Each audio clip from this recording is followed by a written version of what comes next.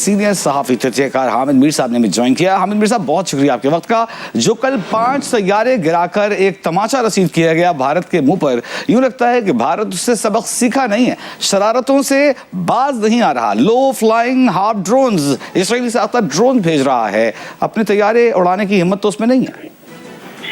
جی دیکھیں, یہ جو ایک بڑی تعداد میں اسرائیلی ڈرونز جو ہیں وہ انڈیا کی طرف سے پاکستان میں داخل ہوئے ہیں, تو اس کا صاف مطلب یہ ہے کہ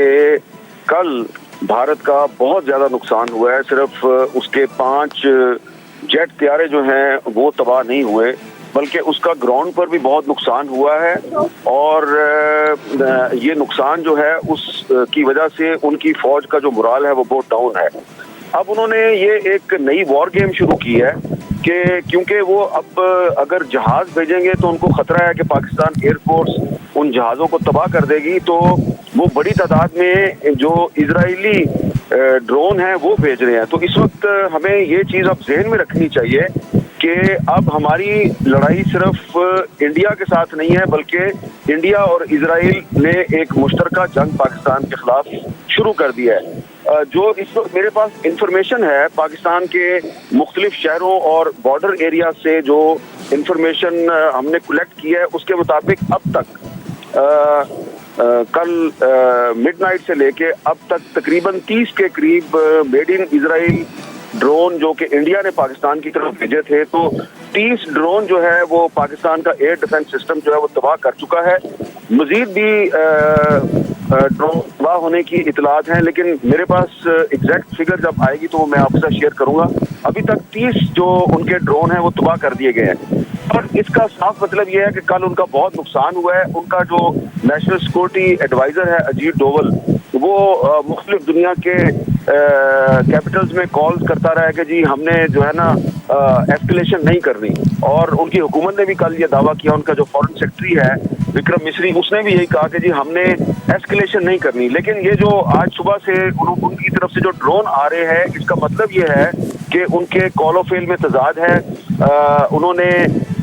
جو دنیا کے سامنے دعوے کیے ان کو وہ خود ہی غلط ثابت کر رہے ہیں, اور یہ ایک طرح سے وہ ہمارا جو ایئر ڈیفنس سسٹم ہے اس کو بھی چیک کر رہے ہیں. وہ ایکچولی یہ جو ان کی پوری جو ایفرٹ ہے کہ بڑی تعداد میں وہ ڈرون پاکستان میں بھیج رہے ہیں, اس کا مقصد یہ ہے کہ پینک پھیلایا جائے. اور جو کل پاکستان ایئر فورس اور پاکستان آرمی اور دیگر سیکورٹی فورسز کی مشترکہ کاوش کے نتیجے میں جو ہندوستان کا غرور خاک میں ملا ہے, تو اس سے جو پاکستانی قوم کا حوصلہ بلند ہوا ہے, اس حوصلے کو توڑنے کے لیے ایک طرح سے انہوں نے آج یہ ڈرون وار شروع کیا ہے, جس کا مقصد یہ ہے کہ پاکستان میں لوگ یہ کہیں کہ دیکھیں جی انڈیا جو ہے وہ ڈرون پہ ڈرون بھیج رہا ہے تو ہم کیا کر رہے ہیں. تو ہم نے ابھی تک تو لیکن حامد میر صاحب, ہاں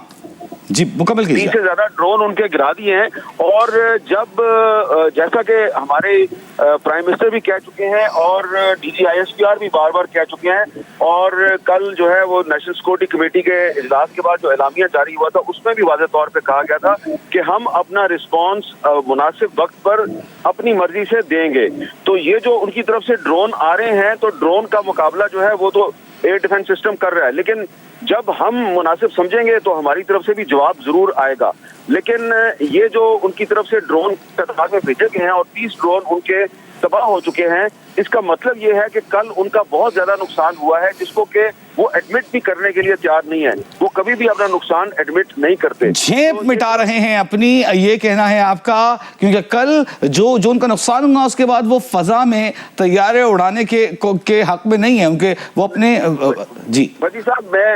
صاحب میں یہ کہوں گا, ایک اردو کا محاورہ ہے بڑا مشہور, وہ محاورہ میں بولوں گا تو آپ آ جائے گی اور پھر آپ اس کی تشریح بھی کر سکتے ہیں. یہ جو آج انڈیا کی طرف سے جو بڑی تعداد میں ڈرون بھیجے گئے ہیں اور اپنے ہوائی جہاز وہ نہیں بھیج رہے, تو اس کو کہتے ہیں کھسیانی بلی کھمبا نوچ.